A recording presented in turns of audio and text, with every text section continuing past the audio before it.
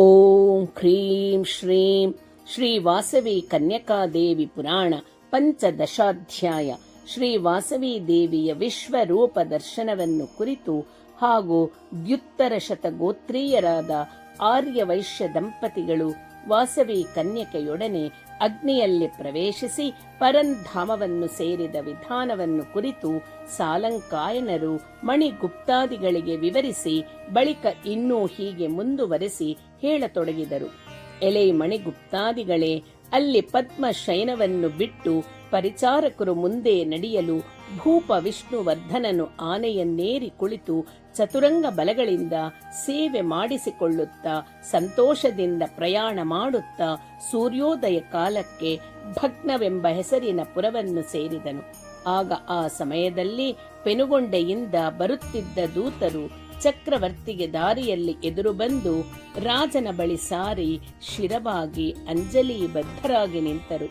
ರಾಜನು ದೂತರನ್ನು ನೋಡಿ ಸಕಲವೂ ಸಿದ್ಧವಾಯಿತೇನೋ ಎಂದು ಕೇಳಿ ಸಾರ್ವಭೌಮನ ಮಾತುಗಳನ್ನು ಕೇಳಿ ಆ ಭಟರು ಸಮಾಧಾನದ ವಚನಗಳನ್ನಾಡಲು ಅಶಕ್ತರಾದರು. ಅನಂತರ ಕಂಪಿಸುತ್ತಿದ್ದ ಆ ದೂತರನ್ನು ಕಂಡು ವಿಷ್ಣುವರ್ಧನನು, ನೀವು ಭೀತರಾಗಬೇಡಿ, ನೀವು ಯಥಾವತ್ತಾಗಿ ಸರಿಯಾಗಿ ಹೇಳಿರಿ ಎಂದು ನುಡಿದನು. ಆಗ ಆ ದೂತರು ರಾಜಶ್ರೇಷ್ಠನೊಡನೆ, ಹೇ ರಾಜ, ಅಲ್ಲಿ ವೈಶ್ಯರೆಲ್ಲರೂ ವಿವಾಹ ಮಹೋತ್ಸವವೆಂದು ಪಟ್ಟಣವನ್ನೆಲ್ಲ ವಿಶೇಷವಾಗಿ ಅಲಂಕರಿಸಿ ಕನ್ಯಕೆಯೊಡಗೂಡಿ ಅಗ್ನಿಯನ್ನು ಪ್ರವೇಶಿಸಿದರು ಎಂದು ಅಲ್ಲಿ ನಡೆದ ಪ್ರಸಂಗವನ್ನೆಲ್ಲ ವರ್ಣಿಸಿ ತಿಳಿಸಿದರು.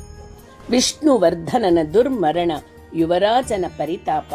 ದೂತರು ಹೀಗೆ ಹೇಳುತ್ತಿರುವಂತೆಯೇ ಭ್ರಾಂತಿಗೊಂಡ ಇಂದ್ರಿಯಗಳಿಂದ ಚಕ್ರವರ್ತಿಯು ಹಾ ಇದೇನು ಎಂದು ನುಡಿದು ಪರಿತಪ್ತ ಪ್ರಾಣನಾದನು. ಇಷ್ಟರಲ್ಲಿ ಆ ಸಾರ್ವಭೌಮನ ಎದುರು ಅಷ್ಟಭುಜಯುಕ್ತಳಾಗಿ ಅನೇಕ ಶಸ್ತ್ರಾಸ್ತ್ರಗಳನ್ನು ಧರಿಸಿ ಪ್ರಚಂಡ ತೇಜಸ್ಸಿನಿಂದ ಪ್ರಕಾಶಿಸುತ್ತಿದ್ದ ಅತಿ ಭಯಂಕರ ಕಾಳಿಕಾ ಮೂರ್ತಿಯು ಅವತರಿಸಿ ಎದುರು ನಿಂತಂತೆ ಕಾಣಿಸಿತು. ಕ್ಷಣದಲ್ಲಿ ಆಕೆ ಮಧುರ ಮಂಜುಳ ಮನೋಜ್ಞ ಮೂರ್ತಿಯಾದ ವಾಸವಿ ಕನ್ಯಕೆಯಾಗಿ ರೂಪ ತಾಳಿ ಕಾಣಿಸಿದಳು. ಮರುಕ್ಷಣದಲ್ಲಿ ಆಕೆಯೇ ದುರ್ಗೆಯಾಗಿ, ಚಂಡಿಯಾಗಿ, ಮಹಾಕಾಳಿಯಾಗಿ ಅನೇಕ ರೂಪಗಳನ್ನು ಧರಿಸಿ ವಿಕಟಾಟ್ಟಹಾಸ ಮಾಡಿದಳು. ಅನಂತ ಶಕ್ತಿ ಸಂಪನ್ನನೆಂದು ಮೆರೆದವನು, ಅತ್ಯಂತ ನಿರಂಕುಶನು, ಅಸಂಖ್ಯಾತ ಸೈನ್ಯ ಸಮೇತನು, ತನಗೆ ಎದುರಿಲ್ಲದವನೆಂದು ಅಹಂಕಾರ ತಳೆದವನು ಆದ ಆ ಮೂರ್ಖ ಸಾರ್ವಭೌಮನು ಭೂನ ಭೋಂತರಗಳೆಲ್ಲ ತಬ್ಬಿಪ್ಪುಗೊಳ್ಳುವಂಥ ಗುಡುಗು ಧ್ವನಿಯಂಥ ಆ ಕಾಳಕಾಟ್ಟಹಾಸದ ಧ್ವನಿಯನ್ನು ಕೇಳಿದ ಮಾತ್ರದಿಂದಲೇ ಶಿರಸ್ಸು ಸಹಸ್ರ ಹೋಳುಗಳಾಗಿ ಸಿಡಿಯಲು ಕೆಳಗೆ ಬಿದ್ದನು. ಆ ಭಯಂಕರ ದೃಶ್ಯವನ್ನು ನೋಡಿದ ಮಂತ್ರಿಗಳು, ಸೇನಾಧಿಪತಿಗಳು, ಸೈನಿಕರು ಮತ್ತೆಲ್ಲರೂ ಭಯಕಂಪಿತರಾದರು. ಅವರು ಪಶ್ಚಾತ್ತಾಪಗೊಂಡವರಾಗಿ ಭೀತಾತ್ಮರಾಗಿ ಶ್ರೀ ವಾಸವಿ ಕನ್ಯಕಾ ಪರಮೇಶ್ವರಿ ಭಕ್ತರಾಗಿ ಆ ದೇವಿಯನ್ನು ಸ್ತುತಿಸ ತೊಡಗಿದರು. ಆ ತರುವಾಯಿ ಒಂದು ಕ್ಷಣಕಾಲದಲ್ಲಿ ವಿಷ್ಣುವರ್ಧನನ ಶರೀರದಿಂದ ಕೆಂಡದಂಥ ಒಂದು ಜ್ಯೋತಿಯ ಹೊರಟು ಪೆನುಗೊಂಡೆಯಲ್ಲಿ ಅರ್ಚಾವತಾರವಾಗಿ ನೆಲೆಸಿದ ಶ್ರೀ ಕನ್ಯಕಾ ಪರಮೇಶ್ವರಿ ದೇವಿಯ ಪಾದಧಾಮಕ್ಕೆ ಬಂದು ಸೇರಿ ಆಕೆಯ ದಿವ್ಯ ಚರಣಗಳಲ್ಲಿ ಲೀನವಾಗಿ ಹೋಯಿತು. ಆ ಜ್ಯೋತಿಯನ್ನು ಅನುಸರಿಸಿ ಬಲು ವೇಗವಾಗಿ ಪೆನುಗೊಂಡೆ ನಗರವನ್ನು ಸೇರಿದ ಚಕ್ರವರ್ತಿಯು ಸಮಸ್ತ ಪರಿಜನರು ವಾಸವಿ ಕನ್ಯಕಾ ಪರಮೇಶ್ವರಿ ದೇವಿಯ ಅರ್ಚಾವತಾರ ಮೂರ್ತಿಗೆ ಪದೇ ಪದೇ ಪ್ರಣಾಮ ಮಾಡಿದರು. ಆ ಜಗನ್ಮಾತೆಯ ಲೀಲೆಗಳನ್ನು ಮುಕ್ತ ಕಂಠದಿಂದ ಗಾನ ಮಾಡಿದರು. ತನ್ಮಯರಾಗಿ ವಾಸವಿ ಕನ್ಯಕಾ ದೇವಿಯ ನಾಮವನ್ನು ಭಜಿಸಿದರು. ಆಗ ಸಾರ್ವಭೌಮನ ಅಮಾತ್ಯರ ಆದೇಶಾನುಸಾರವಾಗಿ ಅತಿ ವೇಗವಾಗಿ ಪ್ರಯಾಣ ಮಾಡಬಲ್ಲ ಭಟರು ಕೆಲವರು ಈ ವಾರ್ತೆಯನ್ನು ಪದ್ಮಶಯನಪುರದಲ್ಲಿದ್ದ ವಿಷ್ಣುವರ್ಧನನ ಕುಮಾರನಾದ ರಾಜೇಂದ್ರನಿಗೆ ತಿಳಿಸಲು ತೆರಳಿದರು. ವಿಷ್ಣುವರ್ಧನನಿಗೆ ಕಲಿಯುಗದಲ್ಲಿ ಅಪಾರ ಅಪಕೀರ್ತಿ ಉಂಟಾಯಿತು. ಸಕಲ ದೇಶಗಳಲ್ಲಿ, ಪಟ್ಟಣಗಳಲ್ಲಿ, ಮೂಲೆ ಮೂಲೆಗಳ ಹಳ್ಳಿಗಳಲ್ಲಿ ಕೂಡ ಚಾತುರ್ವರ್ಣದವರು ಚಕ್ರವರ್ತಿಯನ್ನು ಮಾತು ಮಾತಿಗೂ ನಿಂದಿಸುತ್ತಾ ಧರ್ಮ ರಕ್ಷಣೆಗಾಗಿ ದೇಹಕ್ಕಾಗಿ ಮಾಡಿದ ವೈಶ್ಯರನ್ನು ಬಹಳವಾಗಿ ಸ್ತುತಿಸಲಾರಂಭಿಸಿದರು. ಪದ್ಮಶಯನಪುರದಲ್ಲಿ ಚಕ್ರವರ್ತಿಯ ಭಟರು ತಂದ ಘೋರ ವಾರ್ತೆಯನ್ನು ಕೇಳಿದ ಯುವ ರಾಜೇಂದ್ರನು ಪಾರಿವಾಳ ಪಕ್ಷಿಯಂತೆ ದೀನವಾಗಿ ಶೋಕ ಸಂತಪ್ತನಾಗಿ ಬಲು ವಿಧಗಳಲ್ಲಿ ವಿಲಪಿಸಿದನು. ಬಳಿಕ ರಾಜ ಪುರೋಹಿತರಾದ ಧೌಮ್ಯರು ಅವನನ್ನು ಸಂತೈಸಿ, ಎಲೈ ರಾಜೇಂದ್ರ, ಪ್ರಾಣಿಗಳೆಲ್ಲರಿಗೂ ತಮ್ಮ ಪೂರ್ವಜನ್ಮ ಕರ್ಮದಿಂದ ಜನನ ಮರಣಗಳು ಸಂಭವಿಸುವವು. ಇವು ಪ್ರಕೃತಿ ಸಿದ್ಧವಾಗಿವೆ. ಸದಾಚಾರ ಪರರಾದ ಸಾಧುಶೀಲರಾದ ವೈಶ್ಯರನ್ನು ನಿನ್ನ ತಂದೆಯು ಮಲಿನ ಚಿತ್ತದಿಂದ ಬಾಧಿಸಿದನು. ದಿವ್ಯ ಗುಣ ಸಂಪನ್ನಳಾದ ವಾಸವಿ ಕನ್ಯಕೆಯನ್ನು ಒತ್ತಾಯ ಪೂರ್ವಕವಾಗಿ ವಿವಾಹವಾಗಲು ಅಪೇಕ್ಷಿಸಿದನು. ಆ ದೇವಿ ಅದನ್ನು ಸಹಿಸದೆ ಬಂಧು ಸಹಿತವಾಗಿ ಜ್ವಲಿಸುವ ಅಗ್ನಿಯಲ್ಲಿ ಪ್ರವೇಶಿಸಿದಳು. ಆ ದುಷ್ಕರ್ಮ ಪರಿಪಾಕದಿಂದಲೇ ಪ್ರಸಿದ್ಧನಾದ ನಿನ್ನ ತಂದೆಯು ಪಾಪಚಿತ್ತರಾದ ಅವನ ಅನುಚರರು ಹತರಾದರು. ಆದ್ದರಿಂದ ನೀನು ಧೈರ್ಯಗುಂದಿ ದುಃಖಿಸುವುದು ಸಲ್ಲದು. ನಿನ್ನ ತಂದೆಯ ಪರಲೋಕ ಕ್ರಿಯೆಗಳನ್ನು ನಡೆಸಿ ವೈಶ್ಯರನ್ನು ಸಾಂತ್ವನಗೊಳಿಸಿ ಧರ್ಮರಾಜನಂತೆ ಭೂಮಿಯನ್ನು ಪಾಲಿಸು, ನಿನಗೆ ಶುಭವಾಗುವುದು ಎಂದು ಬೋಧಿಸಿದರು. ಆಗ ರಾಜೇಂದ್ರನು ಮುನಿಶ್ರೇಷ್ಠನಾದ ದೌಮ್ಯರೊಡನೆ, ಮಹಾತ್ಮರೇ, ಸಾರ್ವಭೌಮನಾದ ನನ್ನ ತಂದೆಗೆ ಉತ್ತಮ ಗತಿಯನ್ನುಂಟು ಮಾಡುವ ವೀರ ಮರಣವಲ್ಲದೆ ಇಂಥ ಸಾವು ಸಂಭವಿಸಲು ಕಾರಣವೇನು? ಸರ್ವಜ್ಞರಾದ ತಾವು ತಿಳಿಸಿಕೊಡು ಎಂದು ಬೇಡಿದನು. ಧೌಮ್ಯರು ಅದನ್ನು ಕೇಳಿ ತಮ್ಮ ಜ್ಞಾನ ದೃಷ್ಟಿಯಿಂದ ಗತಕಾಲದಲ್ಲಿಯ ವಿಷಯಗಳನ್ನು ಗ್ರಹಿಸಿ ಯುವರಾಜನೊಡನೆ ಹೀಗೆ ಹೇಳಿದರು. ಓ ಯುವರಾಜ, ಪೂರ್ವದಲ್ಲಿ ಮಹೇಶ್ವರರ ಕಣ್ಣುರಿಯಿಂದ ಮನ್ಮಥನು ಭಸ್ಮನಾದನು. ಆ ಭಸ್ಮರಾಶಿಯಿಂದ ಭಂಡಾಸುರನೆಂಬವನು ಜನಿಸಿದನು. ಅವನು ಲೋಕಗಳನ್ನು ಪೀಡಿಸುತ್ತಿರಲು ದೇವತೆಗಳ ಪ್ರಾರ್ಥನೆಯ ಮೇರೆಗೆ ಆದಿ ಪರಾಶಕ್ತಿಯು ಲಲಿತಾ ಮಹಾದೇವಿಯಾಗಿ ಆ ಅಸುರನು ತನ್ನ ಅಂತ್ಯಕಾಲದಲ್ಲಿ ನಿನ್ನ ಸನ್ನಿಧಿಯನ್ನು ಪ್ರಸಾದಿಸು ಎಂದು ದೇವಿಯನ್ನು ಪ್ರಾರ್ಥಿಸಿದನು. ಆಗ ದೇವಿಯು, ನೀನು ಕಲಿಯುಗದಲ್ಲಿ ವಿಷ್ಣುವರ್ಧನನೆಂಬ ಹೆಸರಿನಲ್ಲಿ ಭುವಿಯಲ್ಲಿ ಜನ್ಮ ತಳೆದು ಶಾಪೋಪಹತನಾಗಿ ಮೃತನಾಗಿ ನನ್ನ ಸನ್ನಿಧಿಯಲ್ಲಿ ಸ್ಥಾನವನ್ನು ಹೊಂದುವೆ ಎಂದು ನುಡಿದು ಅನುಗ್ರಹಿಸಿದಳು. ಆ ಭಂಡಾಸುರನು ತನ್ನ ಮೊದಲ ಜನ್ಮದಲ್ಲಿ ಚಿತ್ರಕಂಠನೆಂಬ ಗಂಧರ್ವನಾಗಿ ಜನಿಸಿ ಕೈಲಾಸದಲ್ಲಿ ಕೀರ್ತಿ ಕನ್ಯಾ ರೂಪದಲ್ಲಿ ಅವತರಿಸಿದ್ದ ದೇವಿಯನ್ನು ವಾಂಛಿಸಿ ಶಾಪೋಪಹತನಾಗಿ ಮರಣಿಸಿದನು. ಆ ಗಂಧರ್ವನೇ ಈಗ ನಿನ್ನ ಜನಕನಾದ ವಿಷ್ಣುವರ್ಧನ ಸಾರ್ವಭೌಮನ ರೂಪದಲ್ಲಿ ಮಾನವ ಜನ್ಮ ತಳೆದು ಆದಿ ಪರಾಶಕ್ತಿಯ ಅವತಾರವಾದ ಶ್ರೀ ವಾಸವಿ ಕನ್ಯಕಾದೇವಿಯ ಕ್ರೋಧಕ್ಕೆ ಗುರಿಯಾಗಿ ಹೀಗೆ ದುರ್ಮರಣವನ್ನು ಹೊಂದಿದನು. ಆದರೆ ಪರಾಂಬಿಕೆಯಿಂದ ಹತನಾದ ಕಾರಣದಿಂದ ನಿನ್ನ ತಂದೆಯು ಸಾಲೋಕ್ಯ ಮುಕ್ತಿಯನ್ನು ಹೊಂದಿದನು. ಆದ್ದರಿಂದ ನೀನು ಆತನ ಮರಣಕ್ಕಾಗಿ ದುಃಖಿಸುವುದು ತರವಲ್ಲ. ಆ ವಾಸವಿ ಕನ್ಯಕೆಯೇ ಆದಿ ಪರಾಶಕ್ತಿಯಾದ ಪರಮೇಶ್ವರಿ. ನೀನು ಆ ಮಹಾದೇವಿಯನ್ನು ಭಕ್ತಿಯಿಂದ ಅರ್ಚಿಸಿ ಆಕೆಯ ದರ್ಶನ ಭಾಗ್ಯವನ್ನು ಹೊಂದಿ ಆ ಜಗನ್ಮಾತೆಯ ಕೃಪೆಗೆ ಪಾತ್ರನಾಗು. ಮಾತಾ ಪಿತೃವಿಯೋಗದಿಂದ ದುಃಖಿತರಾದ ವೈಶ್ಯ ಪುತ್ರರನ್ನು ಸಮಾಧಾನಗೊಳಿಸು ಎಂದು ಹೇಳಿದರು. ಆಗ ಯುವರಾಜನಾದ ರಾಜೇಂದ್ರನು ಸ್ವಸ್ಥ ಚಿತ್ತನಾಗಿ ತಂದೆಗೆ ನಡೆಸಬೇಕಾದ ಅಪರ ಕರ್ಮಗಳನ್ನು ನಿರ್ವಹಿಸಿದನು. ಪೆನುಗೊಂಡಗೆ ರಾಜೇಂದ್ರನ ಆಗಮನ. ಅನಂತರ ರಾಜೇಂದ್ರನು ವೈಶ್ಯರನ್ನು ಸಂತೈಸಲು ಪರಿವಾರಗಳೊಡನೆ ಮಂತ್ರಿಗಳೊಡನೆ ಪೆನುಗೊಂಡೆಗೆ ಆಗಮಿಸಿದನು. ಬಾಲನಗರರು ರಾಜೇಂದ್ರನನ್ನು ಆದರದಿಂದ ಆಹ್ವಾನಿಸಿದರು. ಆಗ ರಾಜೇಂದ್ರನು ವೈಶ್ಯರನ್ನು ನೋಡಿ, ಹೇ ವೈಶ್ಯರೇ, ನನ್ನ ತಂದೆಯವರು ಜನ್ಮಾಂತರ ಕರ್ಮ ವಿಶೇಷದಿಂದ ಮರಣವನ್ನು ಹೊಂದಿದ್ದರು. ವಿಧಿಕೃತವನ್ನು ಯಾರೂ ತಪ್ಪಿಸಲಾರರಲ್ಲವೇ? ಪಿತೃವಿಯೋಗ ದುಃಖವು ನಿಮಗೂ ನನಗೂ ಸಮಾನವಾಗಿದೆ. ನೀವಿನ್ನು ಈ ದುಃಖವನ್ನು ಬಿಟ್ಟು ಕುಸುಮ ಶ್ರೇಷ್ಠಿ ಕುಮಾರನಾದ ವಿರೂಪಾಕ್ಷನನ್ನು ವೈಶ್ಯಾಧಿಪತಿಯಾಗಿ ಮಾಡಿಕೊಂಡು ನಿಮ್ಮ ಪಟ್ಟಣಗಳನ್ನು ಪಾಲಿಸಿಕೊಳ್ಳಬೇಕಾಗಿದೆ. ನಿಮಗೂ ನಮಗೂ ಆನಂದದಾಯಕವಾದ ಸ್ನೇಹವು ವೃದ್ಧಿ ಹೊಂದಲಿ.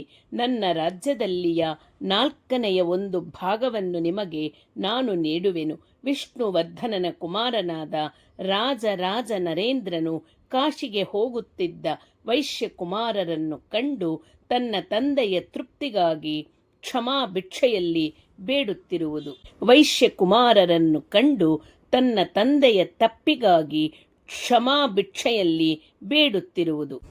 ನೀವು ಸರ್ವತಂತ್ರ ಸ್ವತಂತ್ರರಾಗಿ ಸಮಸ್ತ ರಾಜ್ಯವನ್ನು ಪಾಲಿಸಿಕೊಳ್ಳಿರಿ.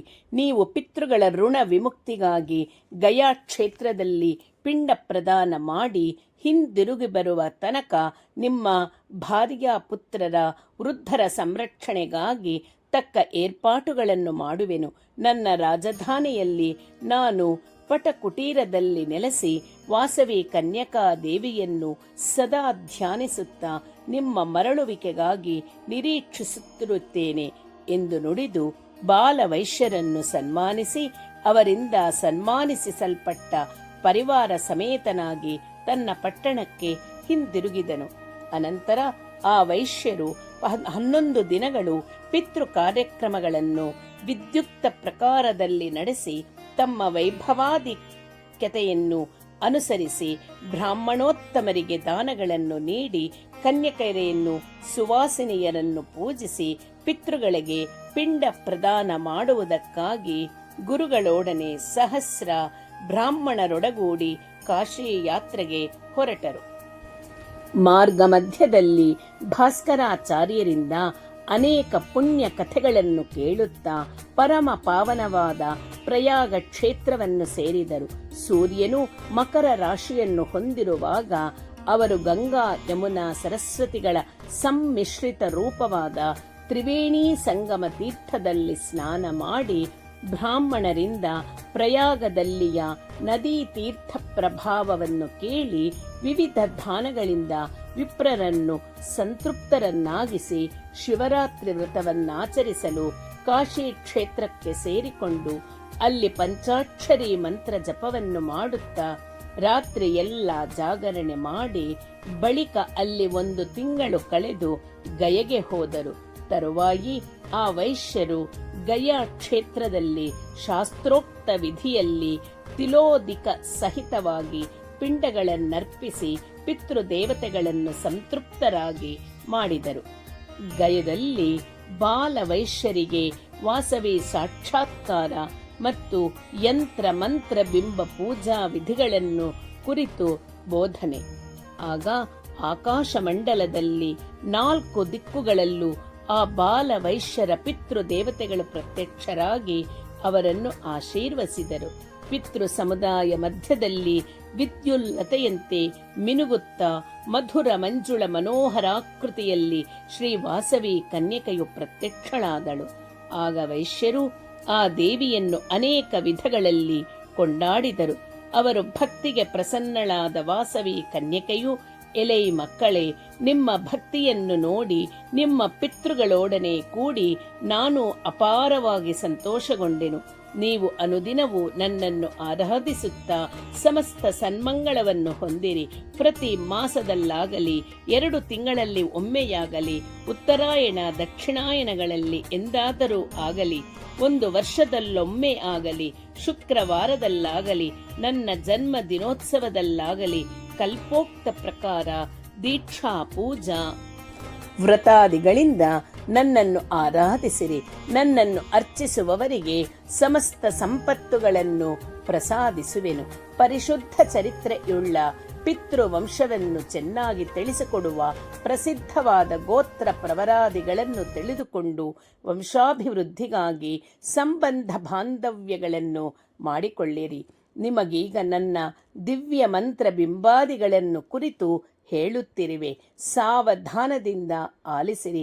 ಹೇ ಭಕ್ತ ಶ್ರೇಷ್ಠರೇ, ಓಂ ಎಂಬ ಪ್ರಣವ ಬೀಜ, ಬಳಿಕ ಹ್ರೀಂ ಮಾಯಾ ಬೀಜಾಕ್ಷರವನ್ನು, ನಂತರ ವಾಗ್ಭವ ಬೀಜಾಕ್ಷರವನ್ನು, ಆ ಬಳಿಕ ಕಮಲಾಸನ ಬೀಜಾಕ್ಷರವನ್ನು, ಅನಂತರ ಚಂದ್ರ ಬೀಜಾಕ್ಷರವನ್ನು, ಆ ಬಳಿಕ ಅಮೃತ ಬೀಜಾಕ್ಷರವನ್ನು, ಬಳಿಕ ಶ್ರೀ ವಾಸವಿ ಕನ್ಯಕಾ ಪರಮೇಶ್ವರಿ ಶ್ರೇಯಂ ದೇಹಿ ಎಂಬ 16 ಅಕ್ಷರಗಳನ್ನು ಸೇರಿಸಿ, ತದುಪರಿ ಪೂಜಾ ಸಮಯದಲ್ಲಿ ನಮಃ ಎನ್ನುವುದಕ್ಕೆ ಬದಲು ಸ್ವಾಹ ಎಂಬ ಅಕ್ಷರದ್ವಯವನ್ನು ಸೇರಿಸಿದರೆ ಒಟ್ಟಾರೆ ಈ 24 ಅಕ್ಷರಗಳ ಸಂಯುಕ್ತ ರೂಪವೇ ನನ್ನ ಮಂತ್ರರಾಜವಾಗುವುದು.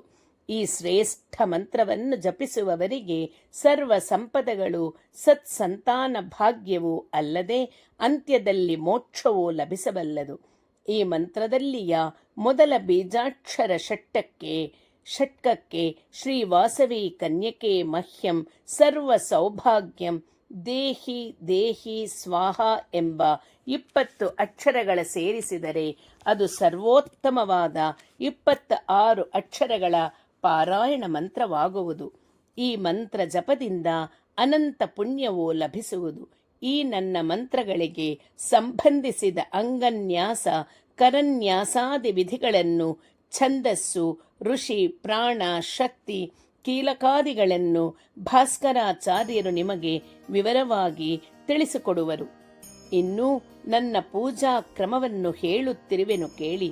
ವಿವಾಹ, ವ್ರತ, ಯಜ್ಞಾದಿಗಳಲ್ಲಿ ನಡೆಯುವ ಮಂಟಪಾರಾಧನೆಯಲ್ಲಿ ನನ್ನನ್ನು ಕಲಶ ರೂಪದಲ್ಲಿಯೂ, ದೇವಾಲಯಗಳಲ್ಲಿ ವಿಗ್ರಹ ರೂಪದಲ್ಲಿಯೂ ಪೂಜಿಸಬೇಕು.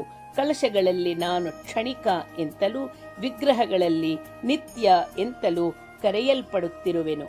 ಶ್ರೀಚಕ್ರ ಸಮಾನವಾಗಿ, ಯಂತ್ರ ದಶಾಂಗ ಸಮುಪೇತವಾಗಿ, ಬಿಂದು, ತ್ರಿಕೋಣ, ಅಷ್ಟಕೋಣ, ದಶಕೋಣ, ಸಪ್ತದಳ, ಅಷ್ಟದಳ, ಚತುರ್ದಶಾರಕೋಣ, ಷೋಡಶದಳ ಚಕ್ರಗಳೊಡನೆಯೂ ಭೂಪುರಗಳಿಂದಲೂ ಕೂಡಿರುತ್ತಾ ನವವರ್ಣಗಳಿಂದ ಕೂಡಿದ್ದು, ಚತುರ್ವಿಧ ಸಮೈಕ್ಯತೆಗಳಿಂದ ವಿರಾಜಿಸುತ್ತಿರುವ ನನ್ನ ಯಂತ್ರ ರಾಜವನ್ನು ಸ್ಥಾಪಿಸಿ, ಅದರ ಮೇಲೆ ಸರಿಯಾಗಿ ನನ್ನ ಮೂರ್ತಿಯನ್ನು ದೇವಾಲಯಾದಿಗಳಲ್ಲಿ ಸ್ಥಾಪಿಸಬೇಕು. ಅಂದು ಅಗ್ನಿ ಪ್ರವೇಶ ಮಾಡಿದ ಸಮಯದಲ್ಲಿ ನಾನು ಅರ್ಚಾವತಾರಳಾಗಿ ನೆಲೆಸಿ ಭಕ್ತರಿಗೆ ದರ್ಶನ ನೀಡಿದ ದಿವ್ಯವಾದ ಪರಮ ಮಂಗಳ ರೂಪದ ನನ್ನ ಮೂರ್ತಿಯನ್ನು ರೂಪಿಸಿ ಆಲಯದಲ್ಲಿ ಸ್ಥಾಪಿಸುವುದು ಉತ್ತಮೋತ್ತಮವು. ಹಾಗಿಲ್ಲದಿದ್ದರೆ ದ್ವಿಭುಜೆಯಾದ ನನ್ನ ಭವ್ಯ ರೂಪವನ್ನಾಗಲಿ, ನನ್ನ ಅವತಾರ ಜೀವಿತ ಕಾಲದಲ್ಲಿ ನಾನು ಪ್ರದರ್ಶಿಸಿದ ಅಲೌಕಿಕ ರೂಪಗಳಲ್ಲಿ ಯಾವುದಾದರೊಂದು ರೂಪದಲ್ಲಾಗಲಿ ನನ್ನ ವಿಗ್ರಹವನ್ನು ತಯಾರು ಮಾಡಿಸಿ ನನ್ನ ಆಲಯಗಳಲ್ಲಿ ಪ್ರತಿಷ್ಠಿಸಬೇಕು. ಹಾಗೆ ಸ್ಥಾಪಿಸಿ ಪೂಜಿಸಿದವರಿಗೆ ಸದಾ ಸಮಸ್ತ ಸಮೃದ್ಧಿಗಳನ್ನು ನೀಡುವೆನು. ಗಣೇಶ್ವರನು ಕ್ಷೇತ್ರ ಪಾಲಕರು, ಆಧಾರಾಧ್ಯಾಸನ ಶಕ್ತಿಗಳು, ದ್ವಾರ ಶಕ್ತಿಗಳು, ಅಷ್ಟಸಿದ್ಧಿಗಳು, ಇಂದ್ರಾದಿ ಅಷ್ಟ ದಿಕ್ಪಾಲಕರು, ಸೂರ್ಯಾದಿ ನವಗ್ರಹಗಳು, ಪರಾಶಕ್ತಿಯಾದ ನನ್ನ ಷೋಡಶ ಕಲಾ ದೇವತೆಗಳು, ಅಷ್ಟದುರ್ಗೆಯರು, ಸಪ್ತ ಮಾತೃಕೆಯರು, ಪ್ರಸಿದ್ಧವಾದ ನನ್ನ ಚತುರ್ದಶ ರೂಪಗಳು, ವಾಣಿ ವಿಧಾತರು, ಕೋನ ಕಮಲಾ ಜನಾರ್ದನರು, ಗೌರಿ ನಗರೇಶ್ವರರು, ನನ್ನ ಪುರದಲ್ಲಿಯ ನವಾವರಣಗಳಲ್ಲಿ ಪೂಜಿಸಬೇಕಾದ ಅಂಗೋಪಾಂಗ ದೇವತೆಗಳಾಗಿರುವರು. ನನ್ನನ್ನು ಶ್ರೀ ಸೂಕ್ತ ವಿಧಾನದಲ್ಲಿ ವಿದ್ಯುಕ್ತವಾಗಿ ಪೂಜಿಸಬೇಕು. ಹೇ ಪುತ್ರರೇ, ಇನ್ನುಳಿದ ಪೂಜಾ ವಿಧಾನವನ್ನು ಋಷಿ ಶ್ರೇಷ್ಠರಾದ ಭಾಸ್ಕರಾಚಾರ್ಯರು ಹೇಳಬಲ್ಲರು. ನನ್ನ ಶ್ರೇಷ್ಠವಾದ ಮಂತ್ರವನ್ನು ಸದಾ ಜಪಿಸಿರಿ, ಅದರಿಂದ ನೀವು ಸರ್ವ ಫಲಗಳನ್ನು ಹೊಂದಬಲ್ಲಿರಿ. ಹೇ ಮಕ್ಕಳೇ, ಭಕ್ತಿಯುಕ್ತವಾದ ನಿಮ್ಮ ಚಿತ್ತ ಶುದ್ಧಿಗೆ ಸಂತೋಷಿಸಿದೆನು, ವರವೊಂದನ್ನು ಕೋರಿರಿ ಎಂದು ನುಡಿದಳು. ಆಗ ಆ ವೈಶ್ಯರು, ಹೇ ತಾಯೇ, ಈ ಪೆನುಗೊಂಡೆ ಪಟ್ಟಣದಲ್ಲಿ ಸದಾ ನಿನ್ನ ಪ್ರತ್ಯಕ್ಷ ದರ್ಶನ ಭಾಗ್ಯವನ್ನು ನಮಗೆ ಉಂಟು ಮಾಡು ಎಂದು ಬೇಡಿಕೊಂಡರು. ಆ ಬಳಿಕ ಆ ವಾಸವಿ ದೇವಿ, ನನ್ನ ದರ್ಶನ ನಿಮಗೆ 9 ರಾತ್ರಿಗಳು ಉಂಟಾಗುವುದು ಎಂದು ಹೇಳಿ ದೇವತಾ ಸಮುದಾಯದೊಡನೆಯೂ ಸಿದ್ಧ ಸಮೂಹದೊಡನೆಯೂ ಸೇವೆ ಸಲ್ಲಿಡುತ್ತಾ ಸಿಂಹ ವಾಹನವನ್ನು ಅಧಿರೋಹಿಸುತ್ತಾ ಅಂತರ್ಧಾನವಾದಳು. ವಾಸವಿ ದೇವಿ ಅಂತರ್ಧಾನವಾದ ಬಳಿಕ ಆ ವೈಶ್ಯ ಶ್ರೇಷ್ಠರೆಲ್ಲ ಗಯಾ ಕ್ಷೇತ್ರದಿಂದ ಹೊರಟು ನೈಮಿಷಾರಣ್ಯ ಪುಣ್ಯ ಕ್ಷೇತ್ರವನ್ನು ಸೇರಿದರು. ಅಲ್ಲಿ ಗದಾಧರ ಸ್ವಾಮಿಯನ್ನು ಉಪಾಸಿಸುತ್ತಿದ್ದ ಪುಂಡರೀಕ ಮಹರ್ಷಿಯನ್ನು ನೋಡಿ ನಮಸ್ಕರಿಸಿ ಹೇ ಮುನಿಶ್ರೇಷ್ಠ, ಗದಾಧರನಾದ ವಿಷ್ಣುದೇವನ ಮಹಾತ್ಮೆಯನ್ನು ಕುರಿತು ನಮ್ಮ ಪಿತಾಮಹರಿಂದ ಬಹುವಾಗಿ ಕೇಳಿದ್ದೇವೆ. ಸರ್ವಜ್ಞರಾದ ನೀವು ಆ ವಿಷಯವನ್ನು ವಿಸ್ತರಿಸಿ ಹೇಳಬೇಕೆಂದು ಪ್ರಾರ್ಥಿಸುತ್ತಿದ್ದೇವೆ ಎಂದು ಬೇಡಿಕೊಂಡರು. ಆಗ ಪುಂಡರೀಕನು, ಹೇ ವೈಶ್ಯೋತ್ತಮರೇ, ಆದಿಶಕ್ತಿಯು ಯೋಗಮಾಯಾ ಕನ್ಯೆಯೂ ಆದ ಪರಾಂಬಿಕೆಯು ದ್ವಾಪರ ಯುಗದಲ್ಲಿ ನಂದನೆಂಬ ವೈಶ್ಯನ ಮನೆಯಲ್ಲಿ ಶ್ರೀಕೃಷ್ಣನ ಸಹೋದರಿಯಾಗಿ ಅವತರಿಸಿದಳು. ಆ ಮಹಾದೇವಿಯೇ ಈಗ ಮತ್ತೆ ನಿಮ್ಮ ಕುಲದಲ್ಲಿ ವಾಸವಿ ಕನ್ಯಕಾದೇವಿಯಾಗಿ ಹುಟ್ಟಿ ಧರ್ಮವನ್ನು ಸಂರಕ್ಷಿಸಿದಳು. ನಿಮ್ಮ ಕುಲ ಪ್ರತಿಷ್ಠೆಯು ಇಷ್ಟು ಘನವಾದದ್ದು. ನಿಮ್ಮ ಕುಲಗುರುವಾದ ಭಾಸ್ಕರಾಚಾರ್ಯರು ಸರ್ವಜ್ಞರು, ಸಮಸ್ತವನ್ನೂ ಬಲ್ಲವರು. ಆದರೂ ನನ್ನನ್ನು ಶ್ರೇಷ್ಠನನ್ನಾಗಿಸಿ ಗದಾಧರ ಮಹತ್ವವನ್ನು ತಿಳಿಸಿರೆಂದು ಕೋರುತ್ತಿರುವಿರಿ. ನಿಮ್ಮ ಆದರಾಭಿಮಾನಗಳಿಗೆ ಧನ್ಯವಾದಗಳು. ಸಾವಧಾನ ಚಿತ್ತರಾಗಿ ಕೇಳಿರಿ. ಪೂರ್ವದಲ್ಲಿ ಬ್ರಹ್ಮ ಮಾನಸ ಪುತ್ರನಾದ ಸನತ್ ಕುಮಾರನು ಮಾರ್ಕಂಡೇಯ ಮಹರ್ಷಿಗೆ ಶ್ರೌತ ಸ್ಮಾರ್ತ ಕರ್ಮ ಕಾಂಡಗಳು ಯಾರಿಗೆ ಸೇರಿರುವವೋ ಆ ಗದಾಧರ ದೇವನ ಮಹಾತ್ಮೆಯನ್ನು ತಿಳಿಸಿದನು. ಶ್ರೀ ಮಹಾವಿಷ್ಣುವು ಪಿತೃರೂಪದಿಂದಲೂ ದೇವರೂಪದಿಂದಲೂ ಸರ್ವ ಶ್ರೌತ ಸ್ಮಾರ್ತ ಕರ್ಮ ಜಾಲಗಳ ಆಹುತಿಗಳನ್ನು ಅನುಭವಿಸುತ್ತಿರುವನು. ಪಿತೃರೂಪದಿಂದ ಕವ್ಯವನ್ನು, ದೇವರೂಪದಿಂದ ಹವ್ಯವನ್ನು ಭುಜಿಸುತ್ತಿರುವನು. ಆ ದೇವನಿಗೆ ಯಜ್ಞಾದಿಗಳಲ್ಲಿ ಕೊಡುವ ಹವ್ಯಕ್ಕಿಂತ ಶ್ರಾದ್ದಾದಿಗಳಲ್ಲಿ ಕೊಡುವ ಕವ್ಯವು ಅಂದರೆ ಪಿಂಡ ಪ್ರದಾನವು ವಿಶೇಷವಾಗಿ ಪ್ರೀತಿಕರವು. ದಾನಗಳನ್ನು ಹೋಮಗಳನ್ನು ಮಾಡದೆ ಹೋದರೂ ಪಿಂಡ ಪ್ರದಾನದಿಂದ ಶ್ರೀಹರಿಯನ್ನು ಶ್ರಾದ್ದ ವಿಧಿಯಿಂದ ಸಂತೋಷಪಡಿಸಬೇಕು. ಮಾಡಬಾರದ ಕಾರ್ಯವನ್ನು ಮಾಡಿಯಾದರೂ ಸರಿಯೇ ಪಿಂಡ ಪ್ರದಾನಾದಿ ಅತಿಥಿ ಪೂಜೆಗಳಿಂದ ವಿಷ್ಣುವನ್ನು ಸಂತೋಷಗೊಳಿಸುವವನು ಅಕ್ಷಯವಾದ ಫಲವನ್ನು ಹೊಂದಬಲ್ಲೆನೆಂದು ಹಿರಿಯರು ಹೇಳಿರುವರು. ಆದ್ದರಿಂದ ಏನಾದರೂ ಸರಿಯೇ ಶ್ರಾದ್ದ ದಿನವನ್ನು ಬಿಟ್ಟು ಬಿಡಬಾರದು. ಹರಿ ಪ್ರೀತಿಕರವಾದ ಶ್ರಾದ್ದವನ್ನು ತಪ್ಪದೇ ಮಾಡಬೇಕು. ತೇಜಸ್ ಸಂಪನ್ನರಾದ ನೀವು ಶ್ರದ್ಧೆಯಿಂದ ಶ್ರಾದ್ದ ಮಾಡಿರಿ. ಯಾರೀ ರಹಸ್ಯ ವಿಷಯವನ್ನು ಕೇಳುವನೋ ಅವನು ಸರ್ವ ಪಾಪ ವಿಮುಕ್ತನಾಗುವನು ಎಂದು ಗದಾಧರ ಮಹಿಮೆಯನ್ನು ಪುಂಡರೀಕ ಮಹರ್ಷಿಯು ವೈಶ್ಯರಿಗೆ ಅರುಹಿದನು. ಆಗ ಆ ವೈಶ್ಯರು ಆ ಋಷಿಗೆ ಕೃತಜ್ಞತಾಭಿವಂದನೆಗಳನ್ನು ಮಾಡಿ ಅಲ್ಲಿಂದ ಮುಂದೆ ಹೊರಟರು. ಸರ್ವ ವೈಶ್ಯರು ಮತ್ತೆ ಕಾಶಿ ಪಟ್ಟಣಕ್ಕೆ ಹೋಗಿ ನಿಯತಾತ್ಮರಾಗಿ ಪಿತೃಗಳಿಗೆ ಹಿತವನ್ನೆಗೆಸಬೇಕೆಂದು ಹಿತವನ್ನೇ ಎಸಗಬೇಕೆಂಬ ಬಯಕೆಯಿಂದ ತಮ್ಮ ನಗರದಲ್ಲಿ ಶಿವಲಿಂಗಗಳನ್ನು ಪ್ರತಿಷ್ಠಾಪಿಸಲು ನಿಶ್ಚಯಿಸಿಕೊಂಡು ಅನೇಕ ಶಿವಲಿಂಗಗಳನ್ನು ಸೇಖರಿಸಿಕೊಂಡು ಅನ್ನಪೂರ್ಣ ವಿಶ್ವೇಶ್ವರಿಗೆ ಪ್ರಣಾಮಗಳನ್ನು ಸಲ್ಲಿಸಿ ಕಾಲಭೈರವನ ಆಜ್ಞೆ ಪಡೆದು ತಮ್ಮ ಪಟ್ಟಣಕ್ಕೆ ಹಿಂದಿರುಗತೊಡಗಿದರು. ಪುಣ್ಯಾರಣ್ಯಗಳನ್ನು, ಶ್ರೇಷ್ಠ ಪರ್ವತಗಳನ್ನು, ಪುಣ್ಯ ದೇಶಗಳನ್ನು, ತೀರ್ಥಗಳನ್ನು ಸೇವಿಸುತ್ತಾ ಪದ್ಮಶಯನ ಪಟ್ಟಣಕ್ಕೆ ಬಂದರು. ಅಲ್ಲಿ ವಿಷ್ಣುವರ್ಧನ ಸಾರ್ವಭೌಮನ ಕುಮಾರನಾದ ರಾಜೇಂದ್ರ ಭೂಪತಿ ರಾಜೋದ್ಯಾನದಲ್ಲಿ ಮನೋಜ್ಞವಾದ ಪಟಕುಟೀರದಲ್ಲಿ ವಾಸವಿ ದೇವಿಯ ಅನುಗ್ರಹವನ್ನು ಕೋರಿ ನಿಯಮ ನಿಷ್ಠೆಗಳಿಂದ ಆ ದೇವಿಯನ್ನು ಧ್ಯಾನಿಸುತ್ತಾ ವಾಸಿಸುತ್ತಿದ್ದನು. ಕಾಶಿಯಿಂದ ಆಗಮಿಸಿದ ವೈಶ್ಯರೆಲ್ಲ ಗಂಗಾ ತೀರ್ಥವನ್ನು ದೊಡ್ಡ ದೊಡ್ಡ ಕಾವಡಿಗಳಲ್ಲಿ ಹೊರಲ್ಲಟ್ಟು ಆ ನಗರಕ್ಕೆ ಪ್ರವೇಶಿಸಿದರು. ಆ ಕಾವಡಿಗಳನ್ನು ಹೊತ್ತು ತಂದವರು ಗಂಗಾ ಕಾವಡಿಗರೆಂದು ಪ್ರಸಿದ್ಧರಾದರು. ಅವರು ವಂಶ ಪಾರಂಪರ್ಯವಾಗಿ ವೈಶ್ಯರಿಂದ ಘೋಷಿಸಲ್ಪಡುವಂತೆ ಕಟ್ಟಳೆ ಮಾಡಲಾಯಿತು. ಚಾರರಿಂದ ವೈಶ್ಯರ ಆಗಮನವನ್ನು ಕುರಿತು ಕೇಳಿ ರಾಜರಾಜೇಂದ್ರನು ಸಂತೋಷಾಂತರಂಗನಾಗಿ ಬಂಧು ಮಿತ್ರರೊಡನೆ, ಮಂತ್ರಿ ಪುರೋಹಿತರೊಡನೆ ವೈಶ್ಯರನ್ನು ಎದುರುಗೊಂಡು ಅವರ ಕ್ಷೇಮ ಸಮಾಚಾರಗಳನ್ನು ವಿಚಾರಿಸಿ ತನ್ನ ನಿವಾಸಕ್ಕೆ ಆಹ್ವಾನಿಸಿ ಕರೆತಂದನು.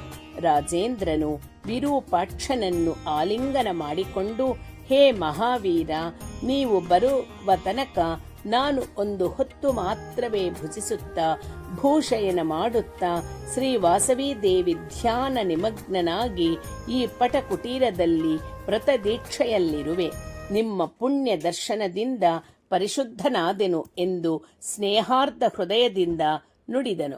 ಮಹಾರಾಜನ ಮಧುರ ವಚನಗಳನ್ನು ಕೇಳಿದ ವಿರೂಪಾಕ್ಷಾದಿಗಳು ಆನಂದ ಮಾನಸರಾಗಿ, ಹೇ ರಾಜೇಂದ್ರ, ಸಮಸ್ತ ದೇಶಕ್ಕೆ ಸಾಮ್ರಾಟನು, ಪಾಲಕನು, ತಾಯಿಯೂ ತಂದೆಯೂ ಆಗುವನು. ಸರ್ವ ಜನರ ವರ್ಣಾಶ್ರಮ ಧರ್ಮಗಳನ್ನು ಕಾಪಾಡುವುದರಿಂದ ರಾಜನು ಪಾಲಕನಾಗುತ್ತಿರುವನು. ಜಗತ್ತಿಗೆ ಜೀವನೋಪಾಯಗಳನ್ನು ತೋರಿಸುವುದರಿಂದ ಅವನು ತಾಯಿ ಎಂದು ಕರೆಯಲ್ಪಡುತ್ತಿರುವನು. ಅಗ್ನಿಯಿಂದ, ಕಳ್ಳರಿಂದ, ದುಷ್ಟರಿಂದ, ಶತ್ರುಗಳಿಂದ ಬಾಧೆಗಳು ಬರದಂತೆ ಹೆತ್ತ ಮಕ್ಕಳನ್ನು ಕಾಪಾಡುವಂತೆ ರಾಜನು ಪ್ರಜೆಗಳನ್ನು ಕಾಪಾಡುವುದರಿಂದ ತಂದೆ ಎಂದು ಕರೆಯಲ್ಪಡುತ್ತಿರುವನು. ಈ ವಿಧದಿಂದ ಪ್ರಜೆಗಳನ್ನು ರಂಜಿಸುವುದರಿಂದ ರಾಜನೆಂದು ಸಾರ್ಥಕ ನಾಮ ಪಡೆಯುತ್ತಿರುವನು. ಪ್ರಭು, ನಿಮ್ಮನ್ನು ನೋಡಿ ನಾವು ಕೃತಾರ್ಥರಾದೆವು ಎಂದು ನುಡಿದರು. ಅನಂತರ ರಾಜನ ವಾಂಛೆಯಂತೆ ಆ ರಾತ್ರಿ ಅವರೆಲ್ಲ ಅಲ್ಲಿಯೇ ವಿಶ್ರಾಂತಿ ಪಡೆದರು. ಹರಿ ಓಂ ತತ್ಸತ್. ಪಂಚದಶಾಧ್ಯಾಯ ಸಂಪೂರ್ಣಂ.